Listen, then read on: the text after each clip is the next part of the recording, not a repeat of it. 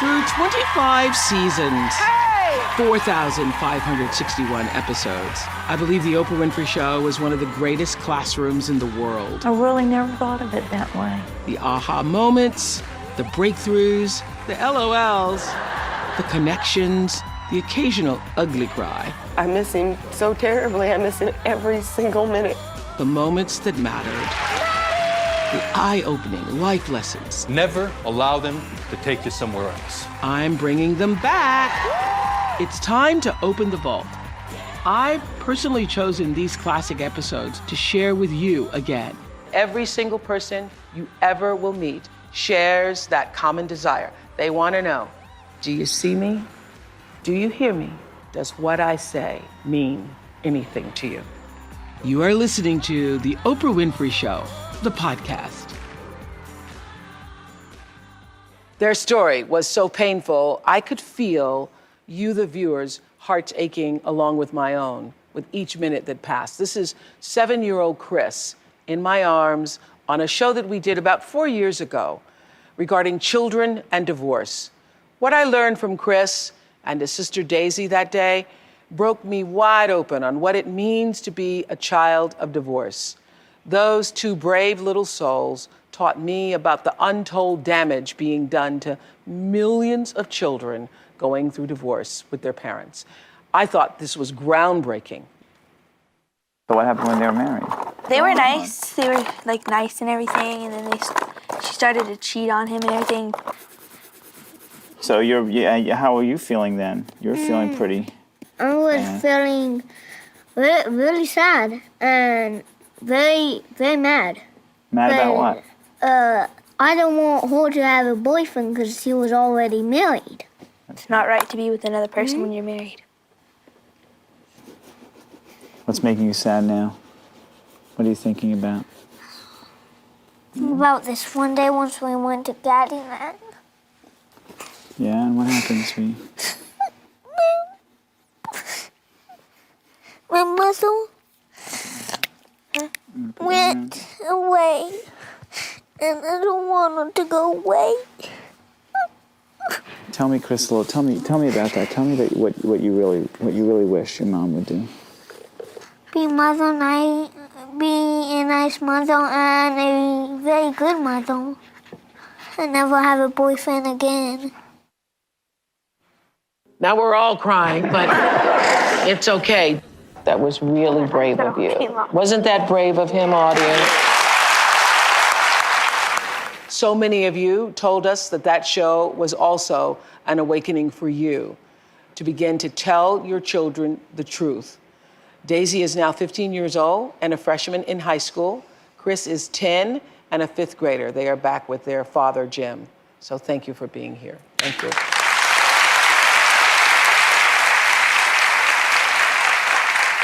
What we've learned is that this conversation doesn't end. It only gets harder.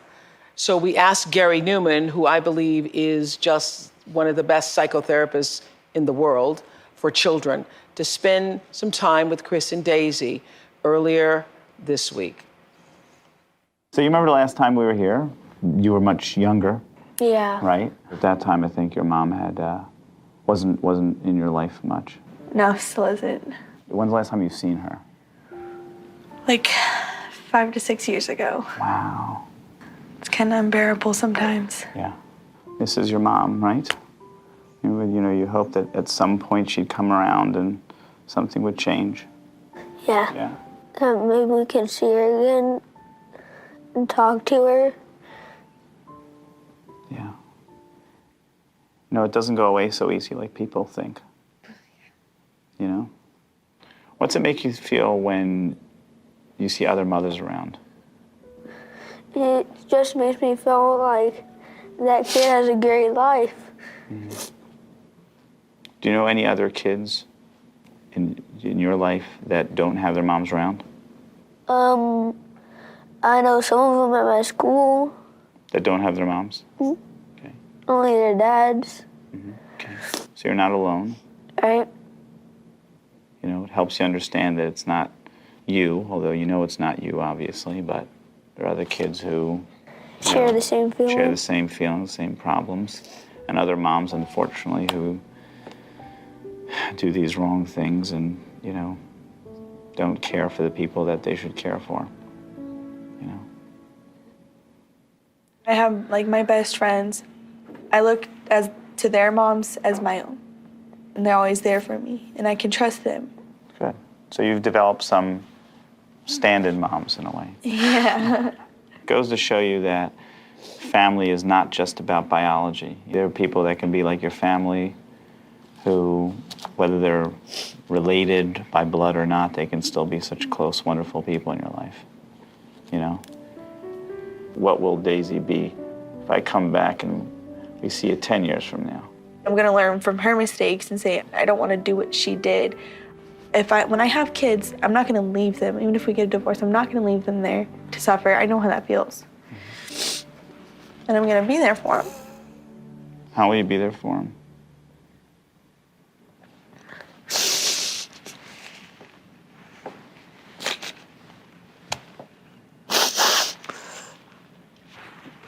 I'm gonna be there for their birthdays. Yeah. And I'm gonna be there to take them on the weekends, so it's my turn to take them. If I'm the one that's paying the child support, I'm gonna pay it on time and do what I need to do. And I believe you. I think you will be there for them. I know you will be. What do you think, Chris? Do you think Mom loves you? Kind of. And do you think you should be liked? Yes. Do you have to do anything to get Dad to love you? No. Just have to be yourselves, right? So he'll be there for you no matter what. Yep. So even though your mom's not there. I still have my dad. Yeah. Well, Jim is Chris and Daisy's dad. Thank you for being here again with your family. You're welcome. How does it feel to you to see your children still struggling and having such a hard time? It hurts. Do you all talk about this at all? Do you talk about the loss of their mom walking out? Not that often. Yeah. I know, Gary, one of the things you say is that Jim is like a lot of single dads and single moms, not knowing, first of all, what to say or how to say it. Sure. And one of the things that parents make the mistake of saying is they say, if you have a problem, come talk to me. You know, and in the history of humankind, we've never had a kid come back for that. So the idea is, Yeah. the point is you know how your children feel. Initiate the conversation. You go to them and say, hey, listen, guys, I know it's been tough. Mom's not here. I know it's kind of sad. You know, what's up? They just need to know that you want to hear about it, and you're not going to lecture them. You're just going to live and love it with them. You don't have to have that perfect right answer. Jim, do you see the effects of not having a mother on your children, and in particularly your daughter? Yes, I do. How so?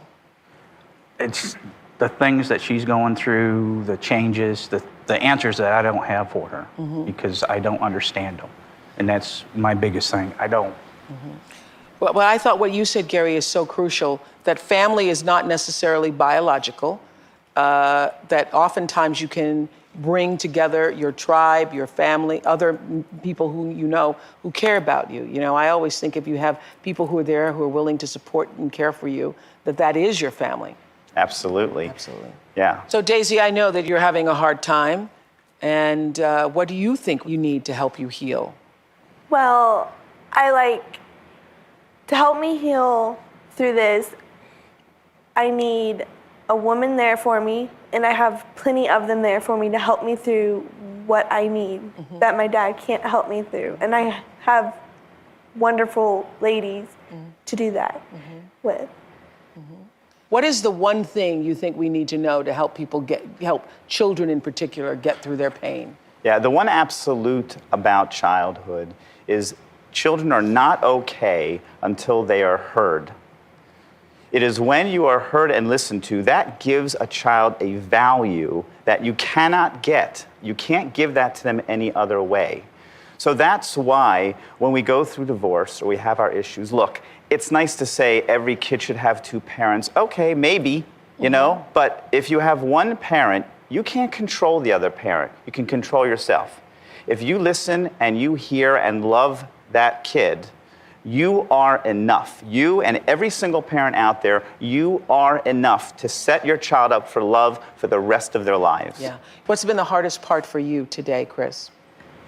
Today, I don't really know. I haven't thought about it. Hardest part would be probably getting in the show in front of all these people. Yeah.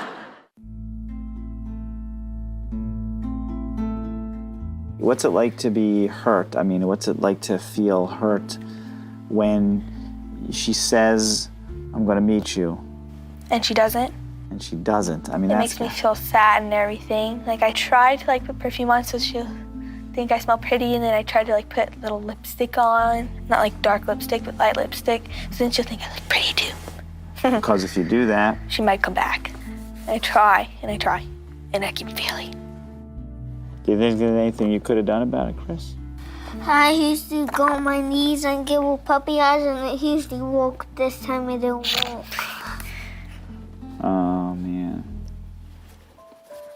Feel like you couldn't make her stick around, huh? I got enough money to buy a fake ring, like a fiddle finger. You thought maybe if you bought her the ring, maybe she'd stay. Did you ever buy the ring? Yeah, but she didn't want it, and it didn't make her come back. It's okay. Didn't make her come back. That moment stayed with me. I know it affected you all the same. Chris and Daisy were the first children I'd ever heard speak with such truth about the pain of divorce, and they are back with their father, Jim, today. Jim has been raising Chris and Daisy on his own and says he just wants closure for the children. Therapist Gary Newman, who I believe is spot on with his advice for families dealing with divorce, talked to Jim last week. Let's look at this. Would you be surprised if they cried a lot here today with me? Would that be a little surprising to you? I got a feeling there's a lot of stuff built up inside them. But you feel kind of responsible. Yeah. It just, it bothers me. It bothers me a lot. I would hate to be in their shoes growing up without a mom. I don't want you to feel guilty and bad as a father, because you can sit down with them and say to them, tell me about how you're feeling about mom, and have them cry a lot and say, oh my gosh, she's 15 and she's still crying. Oh, and Chris is 20 and he's still, Right. It's okay. It's all right. It's especially all right when they can cry about it to you. And they're not going to cry every day about it, but it will affect them for the rest of their lives, but it doesn't have to affect them badly or horribly. I think that's where my personal closure will be, when I know they're not hurting inside no more because of the divorce. I always think you think of resolution as just lightness and everybody just finally we got it all worked out. And I think the idea of closure, as far as you understanding them and them talking to you more, makes a lot of sense. When you say the closure of them not hurting anymore about this, I think you're setting your goals too high. Why? Because we've seen, no matter what the situation, a divorce is like a death. The whole family, your kids don't think I got a mother and a father, separate people came together. They see one big marital parent group. So it's literally like they're feeling like pieces of them are being torn apart. And then when parents either abandon or they're fighting with each other, it takes away from their value. So we change that by giving them back their value, by listening and caring for them. So the takeaway is that you can begin through validation and love and connection to turn this around. Yeah, because we all are centered. We're all looking for love. All of us need that kind of love and value coming to us. So we're like a sponge as kids. Whatever message you send us, we're going to believe about ourselves. What do we know? Right. You tell us we're great and we're valuable, that's what we believe. That's why there's so many messed up people, because they got the message when they were... That you're not so valuable. Yeah. Your final words for this family and the families watching? Sure. Every one of us, kids and adults, we all have a piece in us that wants to be mothered. We all want to be nurtured. When we don't get that, we're at risk for growing up and then finding people who are not valuing us, and we're not good to ourselves either. If you're that person, you have to change and care for yourself. Make sure you're finding people who nurture you, and make sure you're nurturing yourself. You know, you guys, you've changed your lives. Your autobiographies, I think before, the title would have been, you know, our crappy childhood divorce and difficulty with our mother, you know? But because you have this man and other people who love you, the title, that title is going to be a chapter, maybe even a footnote. Your title is going to be, we made it because we connected to the love of our wonderful Father. That's what's going to happen to you guys. That's wonderful. Thank you. Chris, Daisy, Jim, thank you.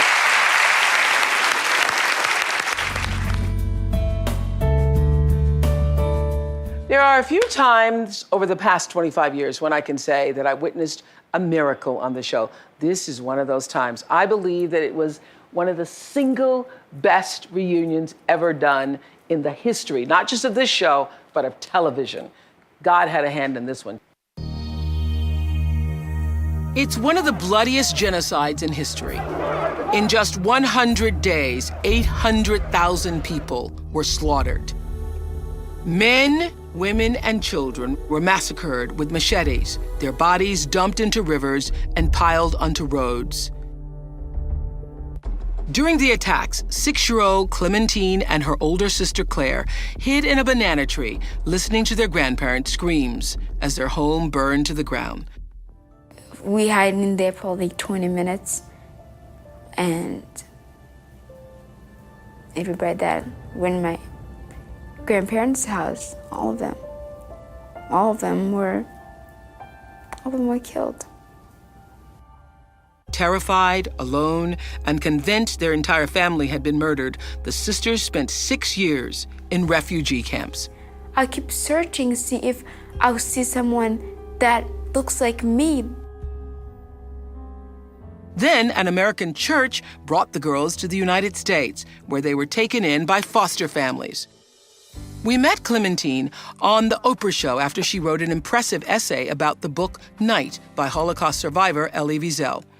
She said his history was a chilling reflection of her own life growing up in Rwanda.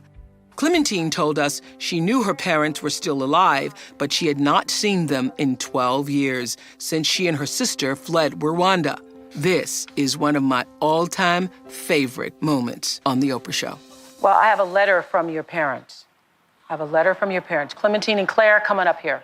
This is from your family in Rwanda, your father and your mother and your sisters and your brother, and I wanted you to read it.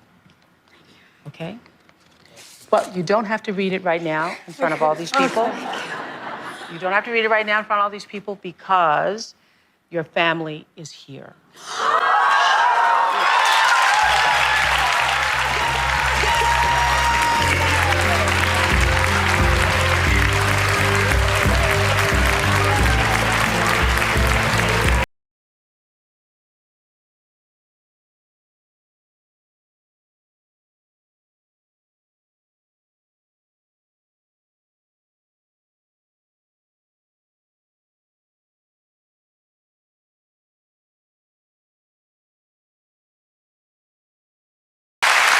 That was the moment.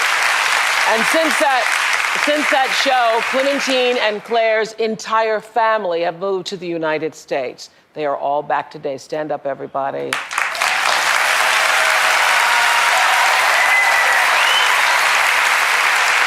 Clementine and Claire, come on up. Come on up, have a seat, girls. Hi. Hi. Oh, so good to see you. So good to see you. Really, really. Have a seat, have a seat, have a seat. Wow. So how was your family able to move here? Well, Claire, after the show, said, I'm going to Rwanda to bring the whole family. And I was like, are you crazy? It's gonna be really expensive. But like, Claire, every time she says she wants to do something, she definitely does it. Mm-hmm. So all of us are here. And what does it mean to have your family living here in the United States? It's wonderful. It's a blessing. Mm-hmm. So I really thank God a lot to see my parents again, and Wow. thank you a lot. I don't know how I can say it. No, thank you. That was one of the amazing We moments have for me. things in our house all the time. We know we can't do anything to give you anything, but we pray for you every night. Oh, thank you for your prayers. So when Clementine arrived in America 11 years ago, she was a refugee who could barely speak English. Let's take a look at her remarkable life now. Finest week, I actually didn't sleep last night because I was working on a paper. When she arrived at Yale, it was still a big transition, and it took enormous courage for her to come here. But she has done exceptionally well. There's challenges. Sometimes it's very hard to have, 3 papers all due in the same week where your brain just can't think any further. But weighing with other challenges that I've had, it's nothing. I'm not thinking about what food I'm going to eat. I don't have to go fetch water. All right, this is my room. It's looking really clean right now, but it's not always like this. This is my thankful wall. I love the Rwandan baskets. Kind of reminds me of Rwanda.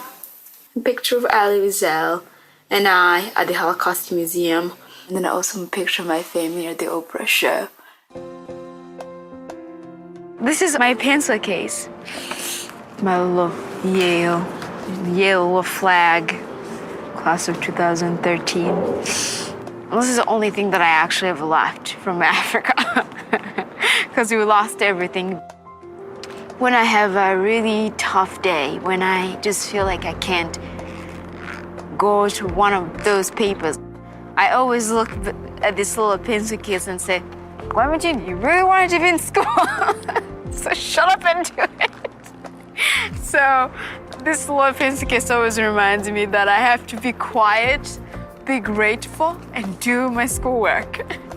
I mean, think of how far it's come. Now I've come a long way. Wow. Proud of you girls. So proud of you both. So you come to this country not speaking English, and now you're at Yale. What do you want to do when you graduate? Well, I think I have not planned yet what I really want to do, but I'm hoping that I will just work with people who really need help, either in Rwanda or all over in Africa, all over in the world, for people who really need to be stories to be told or need to be recognized as a human being. And I really want to do that. Well, I'm not sure how I'm going to do that. I have no doubts about you. Yes, I have no doubts about you. Thank you so much. Thank you. Clementine's American foster family is also here today. Without them, all of this would not have been possible. Stand up. Stand up. That's great.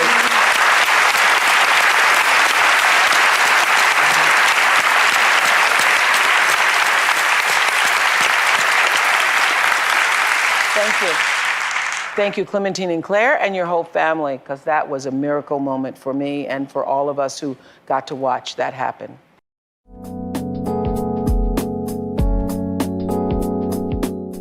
I want to give reverence to one of the bravest mothers we ever met in a quarter of a century doing these shows. Her remarkable story created a cataclysmic shift in thinking on how people live their lives. She taught us to grab the moment, seize it, and live in it, and don't take anything for granted. When I first met Doug and Erin Cramp, 36-year-old Erin was dying of breast cancer. Her daughter, Peyton, was just 6 years old. What did the doctor say about how long you have To live?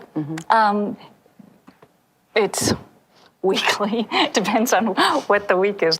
Knowing she had precious little time left on Earth, Erin came up with an everlasting idea. When she could steal some time alone, she recorded hours of deeply personal messages for Peyton, her daughter. Hi, Peyton. This is Erin, your mother. I've got a piece of paper with just topics that I'd like to talk about. So you get to know your mother even I'm not here. So when did you decide to do this? The first time that we were diagnosed with breast cancer, I immediately sat in bed before the surgery and thought, I have so much to tell her, I can't leave now. And so I had to figure out a way to get it out. So immediately got up the next day and just started, I had to find a conduit. And that's so what you started videotaping. These are things that maybe Daddy can't teach you. Try to pick out makeup that makes it look natural, like you're not wearing any makeup. Never get your hair cut if you're going through a difficult emotional time. When it comes to your husband, pick a very, very nice guy who has a lot of backbone.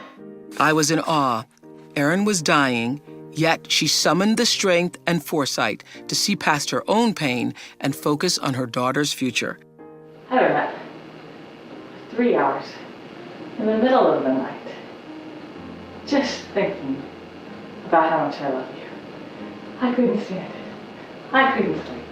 So finally I decided, I'm just going to get up and record how much I love Peyton.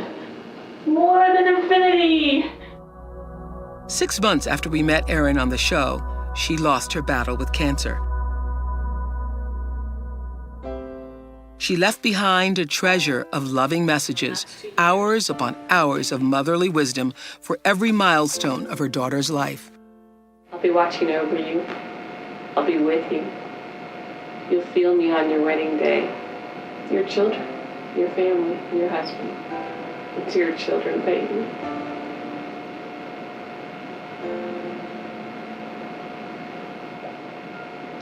I'll watch over them as well.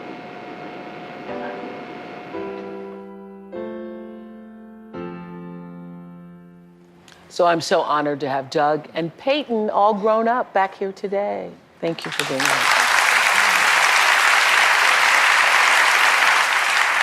Do you feel that she's watching over you? Do you sense that? Definitely.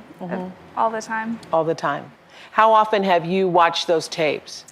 When I was younger, I watched them a lot more, and as I've gotten older, they're a lot harder to watch. I have to prepare myself emotionally and just isolate myself. So I probably watch about once a month.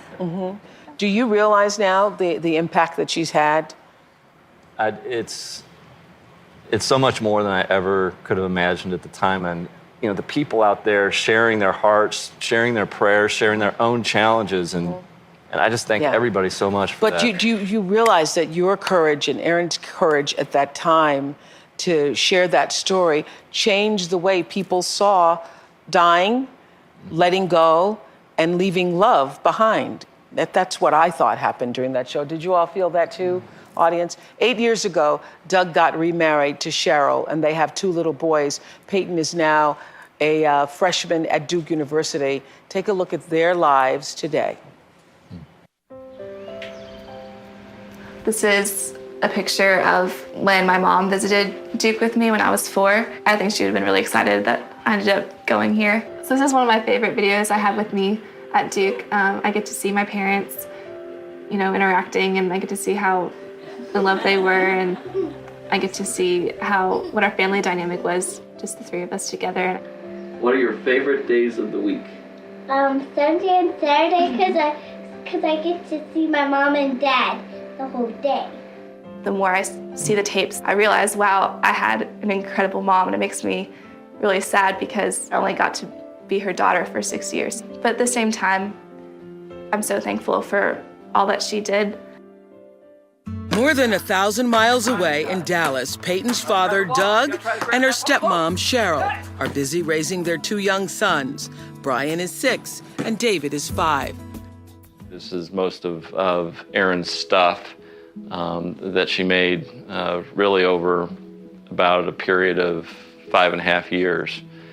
I mean, there are thousands and thousands of letters that we have gotten over the years, and that I've gotten even after she died, of people and support.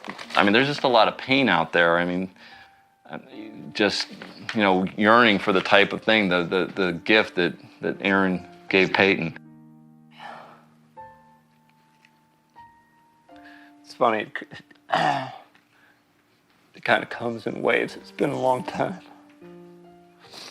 And I feel her at different times and different things, and She's just in my heart, and she'll always be there. And is there still a hole? Absolutely, there's a hole. There'll always be a hole, but I just think she was peaceful, confident to the very end. And I'm telling you, the last minutes of her life were glorious. She was so strong and so at peace. And I think that's part of her legacy, is to have a sense of urgency about your life. Live each minute to the fullest. You don't know how much time you have. So Doug's wife and Peyton's stepmom, Cheryl, is also here. How's it been for you to join this family?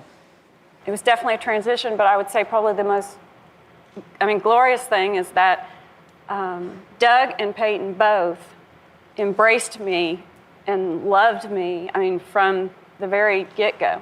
I never really felt like I was necessarily replacing Erin or filling her shoes, but I was to walk in my own shoes, and I was to be me, and the only way I really did that well was through my faith in Christ and just my confidence in myself. And so when God. you see him, even now, have that moment on tape and, shed tears and say, yes, there was a hole, is there a part of you that feels like, well, I should be able to fill that hole? Is there a part of you that feels what when you see that? Yes and no. Yes, in the sense that I think any wife or woman wants to be everything to her husband. And then know that it's crazy to think that he didn't have a past life and a marriage that was wonderful, and everything that he went through with Erin, especially the dying and the daughter and all of that, made him really what I wanted in a man. He was strong, he was committed, just hugely loving.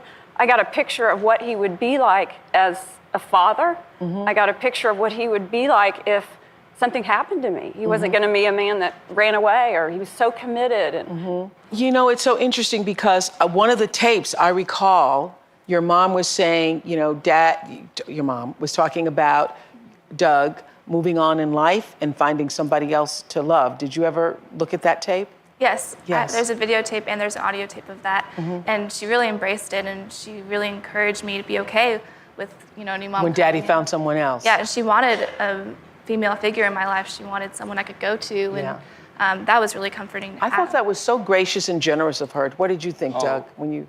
To have that permission as a husband to move on, and not just move on, but to go and to be embraced, and with her heart, she was praying for my new wife. While she was alive, she was praying for my new wife, and to have that was a huge release for me. Yeah, I think that's such a gift.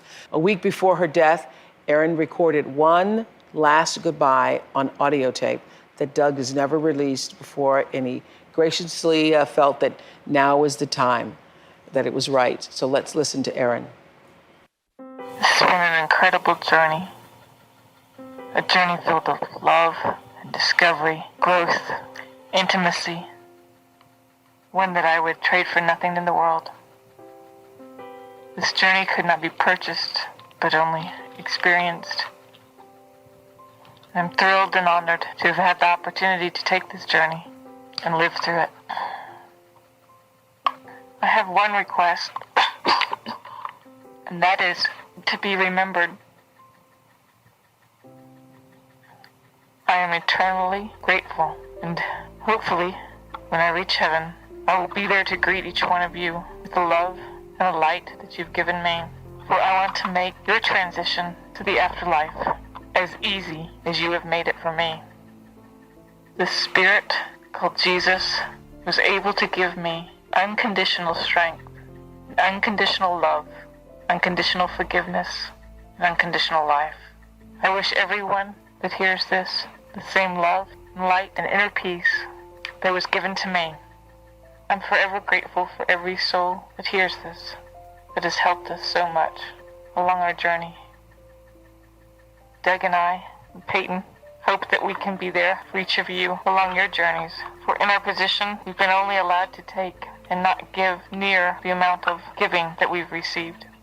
We are forever grateful, and we forever love you. Thank you. Thank you.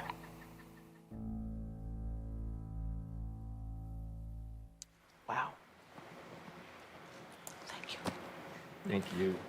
I'm Oprah Winfrey, and you've been listening to The Oprah Winfrey Show, the podcast. If you haven't yet, go to Apple Podcasts and subscribe, rate, and review this podcast. Join me next week for another Oprah Show, the podcast. And I thank you for listening.